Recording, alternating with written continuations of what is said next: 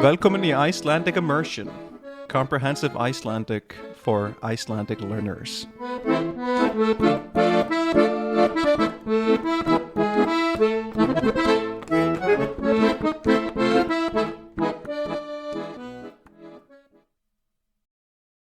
Góðan dag og vertu velkomin í þátt númer 17 af þessu hlaðvarpi. Í dag datt mér í hug að tala eitthvað sem kannski ofarlega í huga hjá þeim sem eru að læra tungumál og jafnvel að reyna að læra mörg tungumál. Nú eru mörg þeirra sem ég hef kynnst sem eru að læra íslensku, einhverjir sem eiga beintengsl við landið, eins og að þau eru ættuð þaðan eða eigi einhverja fjölskyldu eða einhver tengsl við landið, eða eru að flytja til landsins og þurfa því eða vilja því læra málið eins vel og þau geta. En svo eru líka margir sem eru kannski í hinum hópnum, ef að svo mætti kalla, sem eru að læra íslensku eins og svona nýja tungumálið sem þau ætla að læra og kunna þá kannski fullt af tungumálum fyrir og eru innan þessa hóps fólks sem safna að sér tungumálum og gera það hreinlega bara til að læra eitthvað nýtt. Það eru margir sem taka upp þetta áhugamál af því að þetta spennandi. Þetta eitthvað sem fólki þykir áhugavert að geta skilið meira af fólki í heiminum og hreinlega að geta verið stoltur af því að kunna fleiri tungumál en það eina sem það hefur lært. Sumir ná ekki lengra innan þessa áhugamáls en að safna einhverjum dögum eða vikum inni á Duolingo þar sem þau eru að læra sömu 20 spænsku orðin í langan tíma þar til að þau gefast upp því að annað hvort var þetta ekki nógu áhugavert, þetta gekk of hægt eða kannski bara of erfitt. En margir finna sig í þessu og komast að því að það eru margar leiðir til að læra tungumál vel og að komast mjög langt innan tungumálana. En manneskjan hönnuð þannig, eða allavega þannig gerð, að hún vill ná markmiðum. Við erum með hormón sem dópamín, sem við verðum háð, að við vitum að það sé leið til þess að gera einhvers konar erfiðan hlut og að finna svo fyrir ánægju þegar okkur tekst að gera hlutin sem við ætluðum að gera. Og þá kannski komum við loksins að því sem ég var að spá í að tala í dag, sem markmiðasetning innan tungumálalærdóms eða það að læra ný tungumál og hið skrýtna markmið sem heitir að verða reiprennandi, sem mjög erfitt og skrítið orð sem ekki mikilvægt að læra á íslensku nema ef þú ert einmitt svona tungumálanörd sem að reyna að verða fluent á einhverju tungumáli. Og þá kemur sú spurning sem eiginlega allir hafa spurt sig eða talað sem eru innan þessarar kreðsu, within this niche, I guess could be a translation for kreðsa. Það hvað þýðir það að vera reiprennandi? Hvenær nærðu því marki að verða reiprennandi á tungumáli? Því það engin leið að verða sammála það. Það eru til kvarðar og mælieiningar, units of measurement, fyrir það hversu langt kominn maður innan einhvers tungumáls. Flestir tala evrópska staðalinn sem að flokkar tungumálagetu eftir 6 flokkum, eða 5 til 7 flokkum. Það þá A1, A2, B1, B2 og svo eru sum tungumál bara með C1, sum eru með C1 og C2 og svo jafnvel C3 sem ég held að finnist til dæmis innan enskunnar. En hvenær geturðu sagt á þessum skala að þú sért orðin reiprennandi innan tungumáls? Ef að þú ert reiprennandi á B1, af hverju þá til svona mörg þrep fyrir ofan? Og ef þú verður reiprennandi við C1, þýðir það að þú kannt ekki tungumálið áður en þú ert komin að því marki? Auðvitað eru þetta báðar rangar fullyrðingar, en hversu rangar næstum því bundið hverjum og einum sem Og hérna verður þá vandamálið, hvernig getum við marksett hvað það að vera reiprennandi? Og stutta leiðilega svarið að það persónubundið. En það þá líka þá kannski ákveðin hlutur að vinna í. Að skoða persónu sína.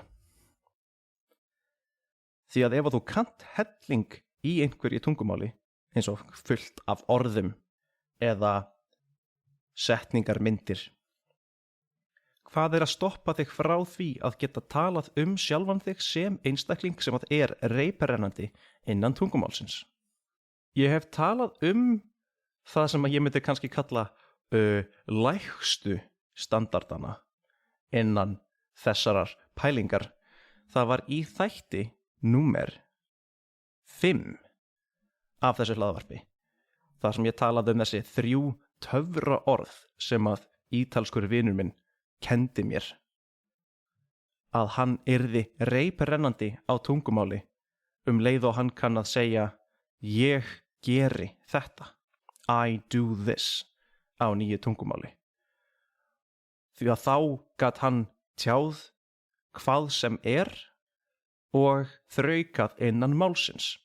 Hann geti lært finnsku á 5 mínútum eða orðið reiprennandi á finnsku á 5 mínútum. En svo þyrfti hann bara að æfa sig ótrúlega mikið og læra fleiri og fleiri orð svo að hann yrði ennþá skýrari og betri á finnsku, en hann var strax reiprennandi. Og svo eru þeir sem eru á hinum skalanum að þú ert ekki reiprennandi fyrir en þú getur talað allt sem þér dettur í hug, að þú rekist ekki á hindranir innan málsins. Mér finnst bæði tvennt einhvers konar fáránlegt. Auðvitað getur ekki verið reiprennandi á máli þegar þú kannt bara 3 orð, en auðvitað getur líka orðið reiprennandi þegar þú ert farin að kunna 10.000 orð. Það að segja að þú getur orðið reiprennandi án þess að kunna upp að svona háu marki innan tungumálsins. Mér finnst ekki til dæmis að þú þurfir að geta tjáð þig reglugerðir ákveðins ríkis í þeirra umhverfismálum til að geta kallað þig reiprennandi. Ég held að þú náir að vera reiprennandi þegar að þú getur þraukað innan málsins þannig að þú líkist sjálfum þér á þessu nýja útlenda tungumáli. Það mín persónulega skoðun. En hvað á ég við með því? Og núna ég ekki að segja þetta sem einhvers konar hlutlæga, objective, rétt. Hey, it's me. Sorry, I just wanted to interrupt a little bit. This is probably coming in at a very annoying AI-generated time in the podcast. To tell you that if you want access to the transcript of this episode, then you are able to access that via the Patreon page of the episode, link in the description. All right, back to the show.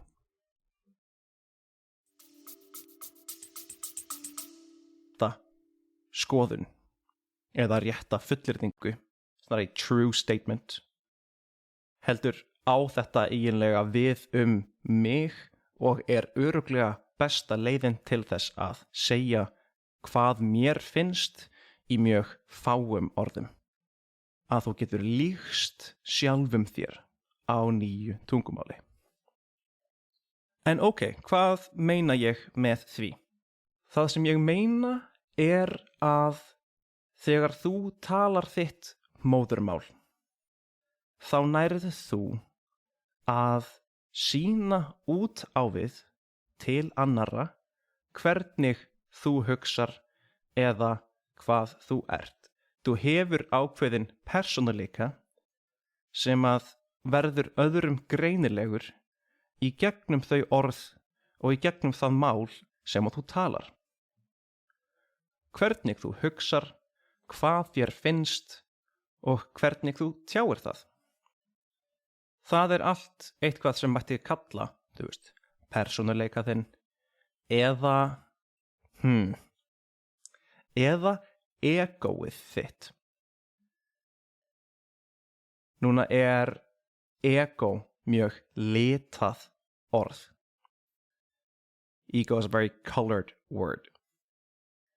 Af því að þegar þú heyrir það, þá hugsar þú einhvern sem að með mjög stórt ego, þannig að það sé galli eða eitthvað sem að miður við einstaklingin sem að hefur þetta stóra ego.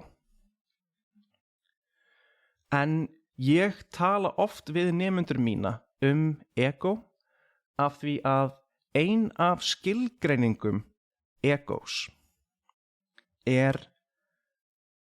þau orð og það mál sem þú notar til að lýsa lífið þínu og kringumstæðum. Hvernig þú sérð og upplifir heiminn í gegnum þau orð sem þú átt til að lýsa því. Það mjög þröng og ákveðin skilgreining á egói og það nær ekki að taka allt inn sem að við í dag notum til að eiga við ego. En mér finnst þetta góð skýring allavega hvað varðar tungumál og tungumálanotkunn.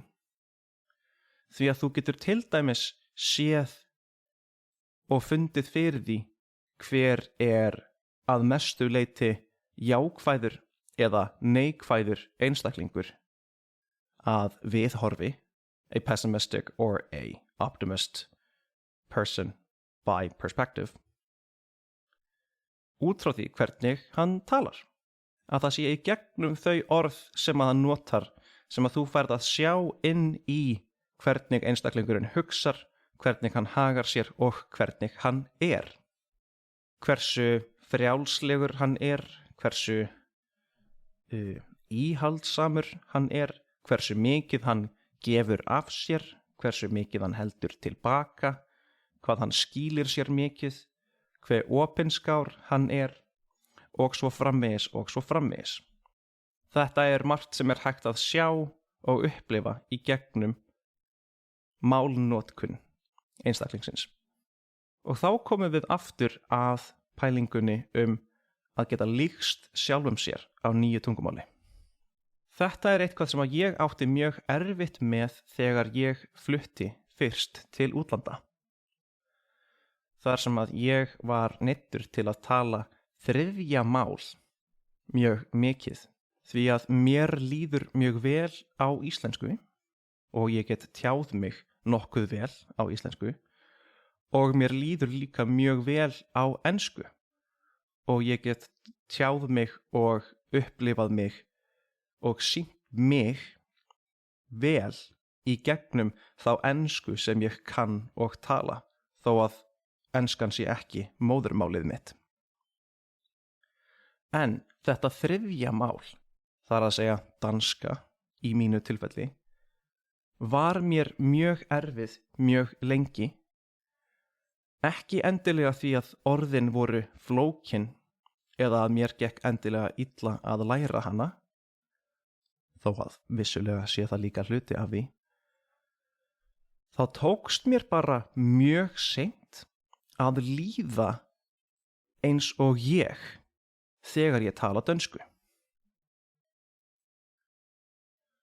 Sá grunnur sem að ég hafði á dönsku var ekki eitthvað sem að líktist í hvernig ég hugsa eða tjái mig á íslensku eða ensku.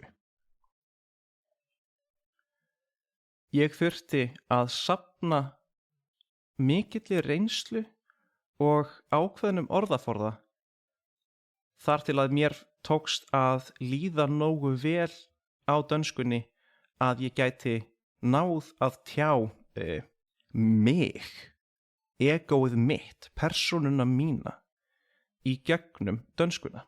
Og ég held að það séu fleiri sem að gætu kannski tengt við þetta.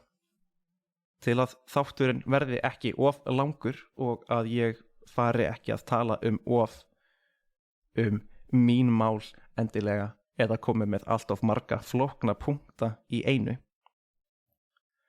Þá langar mig að taka eitt sem dæmi sem eitthvað sem ég held að gerist í öllum tungumálum eða gerist hjá öllum þeim sem eru að læra nýtt erlent tungumál.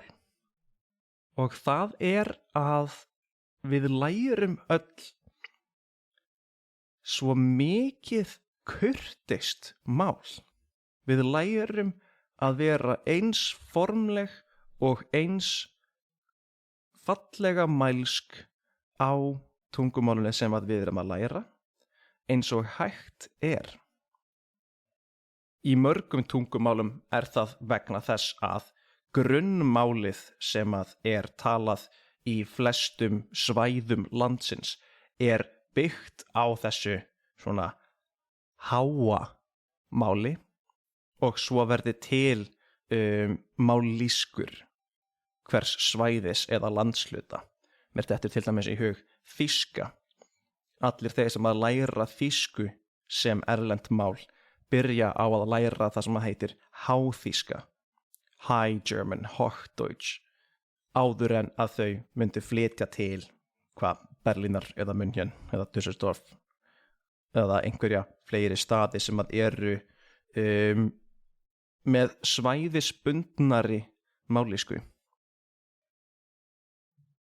Því að allir eiga það sameiginlegt að skilja aðalmálið og að tjá sig vel á því og svo þegar þau fara að verða reyndari einstaklingar í samfélagi við aðra sem að búa í sama samfélagi, þá læra þau að tala meira afslappað, eitthvað neðra í tóni, casual, or I'm very sorry that I forgot the word that is used for this. It's the opposite of formal, which is not casual. There is a linguistic term for this, which is very interesting. That it's not tone, it's not timbre, where you can just speak in a more relaxed atmosphere, almost using vocabulary that is more not street language. That's the wrong connotation, but yeah. This thing that is found in virtually every language, where people start abbreviating more, speaking with stronger dialectic accents, or have a regional vocabulary. Varðandi það að ná að verða reiprennandi á máli og að líkjast persónuleika sínum, þá það ekki nóg, finnst mér, að kunna bara að vera kurteis. Mér finnst það líka skipta máli að geta verið aðeins fáviti. Að geta verið aðeins dónalegur þegar maður þarf á því að halda. Það er mjög sjaldan að maður þarf á því að halda að vera dónalegur. Það er ekki mjög nytsamlegur hlutur að læra, því að við eigum að sjálfsögðu ekki að vera það eitthvað oft. En það er svo margt í því hvernig við erum dónaleg sem að nær að verða tjáning á okkar gremju, óánægju, þreytu, pirringi eða reiði. Tjáning sem að getur ekki átt sér stað ef að við eigum ekki orðin til að sýna það, til að tjá það. Ég held að það gerist oft óvart að maður læri til dæmis blótsyrðin á tungumálinu sem maður er að læra, bara af því að það er gaman og það er einhvers konar tabú að tala það og læra það. En það er kannski akkurat það sem veldur því að okkur finnst gaman að læra það, af því það er spennandi, það er eitthvað sem maður á ekki að læra eða nýta sér. En fólk verður pirrað allstaðar í heiminum. Fólk verður upptrekt og óánægt allstaðar í heiminum. Og pældu í því að það væri engin leið til að tjá það. Að það væri engin leið fyrir eitthvað tungumál til þess að segja, já, ég ætla ekki að fara að blóta í þessu hlaðvarpi. En það væri mjög bælandi ef að það væri ekki til. Og ég held að mér tækist ekki að líða eins og ég ef að mér tækist ekki að tjá tilfinningar mínar á nýju máli. Ef að mér tækist ekki að vera leiðinlegur þegar ég þarf að vera það. Þó það sé ekki nema bara að ég þarf það mín vegna. Mér þætti það vera einhvers konar merki það að mér takist að vera reiprennandi innan máls. Ég finn það á mér núna að ég er farin að tala í meiri hringi, að ég er ekki endilega að ná beinum þræði í gegnum allan þáttinn. Ég vona að þér hafi ekki þótt það of pirrandi, en tímans vegna held ég að ég ætli að fara að klippa á þetta núna. Ég held að það sé meira til að ræða þessu tengt núna þegar við erum að nálgast áramót, sem er jú tími þar sem að margir setja sér ný markmið fyrir komandi ár, og það gæti verið hluti af þínum markmiðum að ætla að ná einhverju ákveðnu marki innan íslenskunnar. En mig grunar að það sé ekki endilega málið að nálgast það að verða reiprennandi. Því að það er ekki nógu skýrt markmið út af fyrir sig að hreinlega kalla það reiprennandi. Ég held að það sleppi sem markmið ef að þú skilgreinir það fyrir þig, hvað það þýðir að vera reiprennandi. Því að þá getur þau unnið upp að því marki. Ég hugsa að ég tali meira það þá í næsta þætti, hvernig væri hægt að setja sér skýr markmið innan tungumála lærdóms. Ég ætla þá ekki hafa þetta lengra í dag. Ef að þú hefur náð svona langt inn í þáttinn, þá þakka ég þér fyrir að hlusta og þangað til næst. Takk og bless. Hello again, it's me.